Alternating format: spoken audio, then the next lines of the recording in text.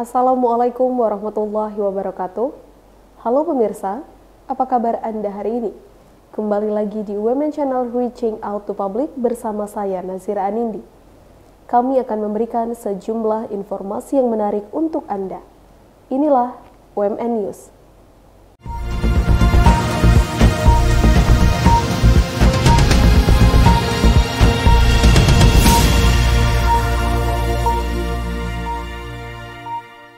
Informasi pertama kami awali dengan program studi pendidikan profesi guru UMN Al-Wasliyah menggelar orientasi PPG dalam jabatan gelombang 2 tahun 2023. Kegiatan ini diikuti oleh 270 mahasiswa yang berasal dari berbagai daerah di Sumatera Utara.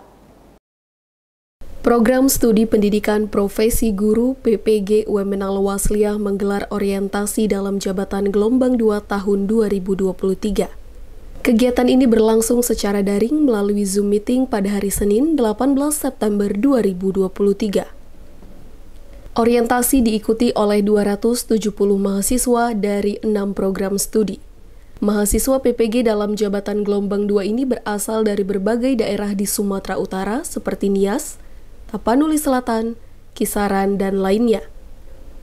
Pada kegiatan ini, mahasiswa menerima materi mengenai prosedur perkuliahan dan jadwal perkuliahan, penggunaan LMS, serta kealwasliyahan.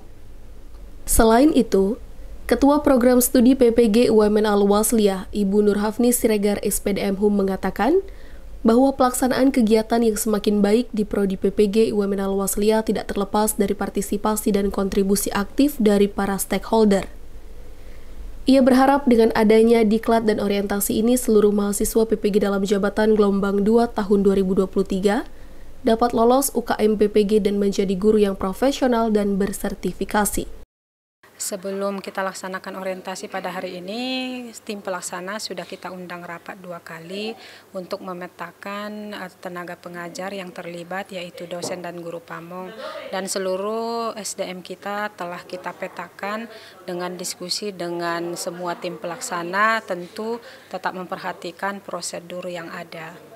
Harapannya kepada seluruh yang mengikuti diklat pada hari ini mampu melaksanakan program ini sesuai prosedur dan mampu mengembangkan materi-materi yang dijelaskan tadi supaya lebih berguna, lebih luas pada saat perkuliahan.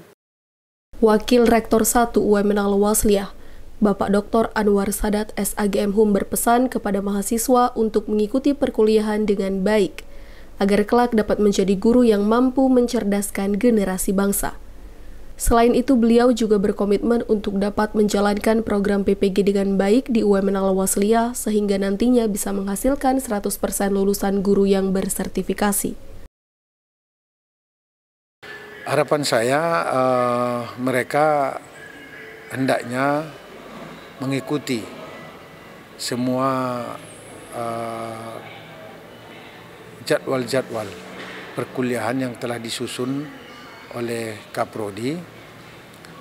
Kalau ada tugas-tugas baik individu maupun kelompok mereka laksanakan. Kalau ada kegiatan-kegiatan pembelajaran lainnya mereka ikuti semuanya. Aturan-aturan tata tertib kita diikutinya semuanya. Kemudian di dalam PPG itu ada namanya pendalaman materi, kemudian ada di dalamnya materi pembelajaran, ada di dalamnya perangkat pembelajaran, ada di dalamnya PPL. Mereka ikuti itu semuanya dengan baik, dengan penuh kesungguhan. Harapan kita mereka bisa lulus 100%. Dan bagaimana mereka berlulus 100%, samping mereka ikuti peraturan itu, mereka juga rajin mengikuti latihan-latihan, kuis-kuis, pengisian kuis-kuis yang dibimbing oleh dosen-dosennya nanti. Insya Allah harapan kita mereka bisa lulus 100% ke depan. Dari UMN Al-Wasliyah, Rifki Kusuma Indar Al-Majid UMN Channel mengabarkan.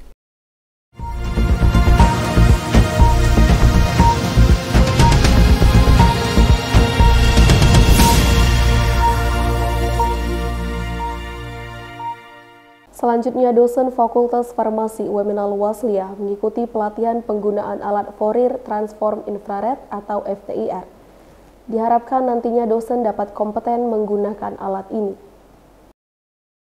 Dosen Fakultas Farmasi Universitas Muslim Nusantara Al-Wasliyah mengikuti pelatihan penggunaan alat Fourier Transform Infrared atau FTIR. Kegiatan ini dilaksanakan pada 26 sampai 27 September 2023 di Laboratorium FTIR. Pelatihan ini dilaksanakan agar nantinya dosen dapat kompeten dalam menggunakan alat FTIR. Seperti yang diketahui bahwa alat FTIR adalah salah satu instrumen di laboratorium yang digunakan untuk menganalisis senyawa kimia menggunakan radiasi sinar inframerah, di mana alat ini nantinya juga dapat digunakan oleh dosen untuk melakukan penelitian.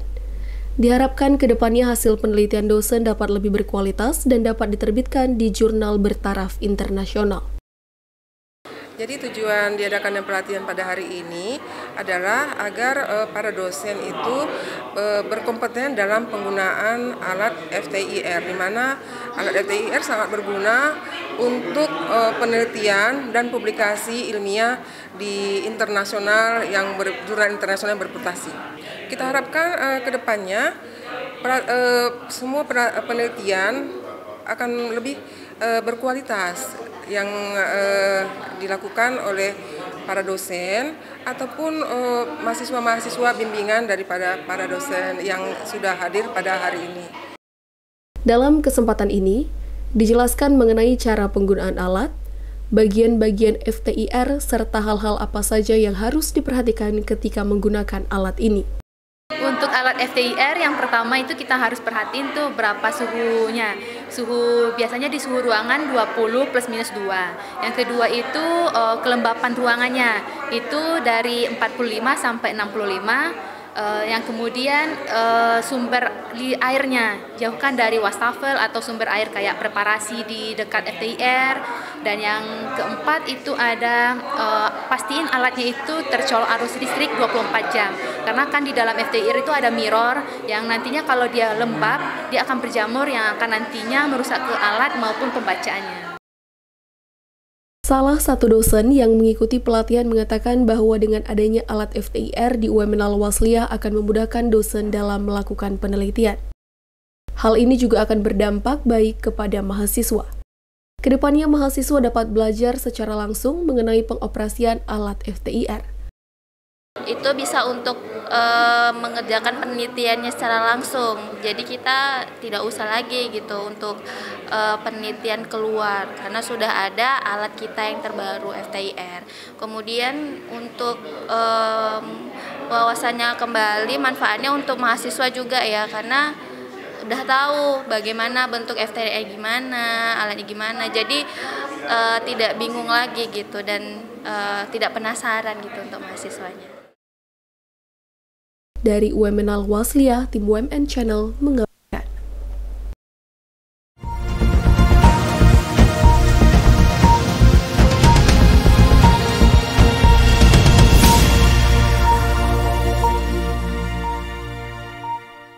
Selanjutnya, Lembaga Layanan Pendidikan Tinggi LL Dikti Wilayah 1 melaksanakan monitoring dan evaluasi penelitian dan pengabdian masyarakat Hibah DRTPM tahun 2023 di UMN Al-Wasliyah.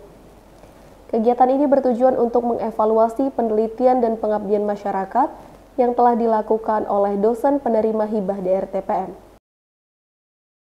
Lembaga Layanan Pendidikan Tinggi LL Dikti Wilayah 1 melaksanakan monitoring dan evaluasi Monef Penelitian dan Pengabdian Masyarakat Hibah Direktur Riset, Teknologi dan Pengabdian kepada Masyarakat DRTPM tahun 2023 di UMN Al-Wasliyah. Kegiatan ini dilaksanakan di ruang rapat Salim Siregar Kampus Arsyad Talib Lubis UMN Al-Wasliyah pada 27 September 2023. Monef ini bertujuan untuk mengevaluasi sampai sejauh mana penelitian dan pengabdian masyarakat yang telah dilaksanakan oleh dosen penerima Hibah DRTPM. Kepala Lembaga Penelitian Inovasi dan Publikasi UMN Al-Wasliyah, Dr. Al-Kausar Saragi MPDI mengatakan, berdasarkan hasil Monef hari ini, reviewer menilai bahwa laporan kemajuan Anggaran serta luaran dari penelitian dan pengabdian masyarakat yang dilaksanakan dosen UMN Al-Wasliyah telah mencapai target. Alhamdulillah Monep kita hari ini dari L2 Dikti wilayah 1 terkait penelitian dan pengabdian masyarakat pendanaan tahun 2023 dan pendanaan lanjutan dosen-dosen Al-Wasliyah berjalan dengan lancar. Seperti kita ketahui tadi, reviewer ataupun tim dari L2 Dikti mengatakan laporan kemajuan, penggunaan anggaran dan maupun luaran-luaran dari penelitian dosen itu bagus ya, artinya mencapai target dan bahkan ada satu yang melebihi target 70%. Reviewer eksternal dari LL Dikti Wilayah 1, Dr. Sofyan SEMME berharap agar kedepannya lebih banyak proposal penelitian dan pengabdian masyarakat dari UMN Al-Wasliyah yang memperoleh dana hibah. Hal ini dapat dilakukan jika para dosen dari berbagai keilmuan berkolaborasi untuk melakukan penelitian dan pengabdian masyarakat. Selain itu, untuk meningkatkan kualitas dosen perlu dilakukan pembimbingan dan pelatihan terkait penelitian dan pengabdian masyarakat dengan mengundang pakar-pakar ahli. Hasil monitoring hari ini dengan Universitas Muslim Nusantara Al-Wasliyah, kami cukup berbangga bahwa UMN sudah berhasil mendapatkan pendanaan dari pemerintah untuk penelitian dan pengabdian masyarakat. Harapan kami ke depan UMN bisa meningkatkan lagi jumlah proposal yang mendapatkan penelitian dan pengabdian masyarakat, tentunya dengan mendorong para dosen untuk bisa berkolaborasi terkait dengan penelitian dan pengabdian masyarakat dengan berbagai bidang ilmu. Tidak hanya satu bagian bidang ilmu saja, tapi berkolaborasi dengan 2-3 bidang ilmu sesama dosen yang ada di UMN Al-Wasliyah ini. Sebenarnya masih banyak hal yang bisa diperbaiki, terutama dari sisi bagaimana para dosen itu didorong untuk bisa meningkatkan kualitas, antara lain dengan memperbanyak jumlah coaching klinik untuk penelitian dan pengabdian masyarakat dengan mengundang pakar-pakar yang ahli di bidang penelitian, sehingga peluang untuk mendapatkan pendanaan itu semakin besar. Nah, dengan demikian jumlah dosen yang mendapatkan pendanaan dari pemerintah melalui DRTPM akan semakin banyak. Tentunya ini akan mendorong kualitas para dosen yang dapat mendukung peningkatan mutu perguruan tinggi, terutama dari sisi penelitian dan pengabdian masyarakat. Nah, dengan demikian, dengan peningkatan yang baik tersebut, maka akan meningkatkan juga akreditasi program studi maupun akreditasi perguruan tinggi. Dari UMN Al-Wasliyah, tim UMN Channel mengabarkan.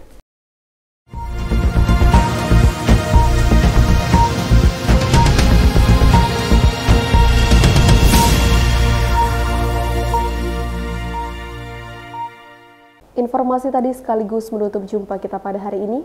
Saya Nazira Anindi beserta seluruh kerabat kerja yang bertugas pamit undur diri. Wassalamualaikum warahmatullahi wabarakatuh.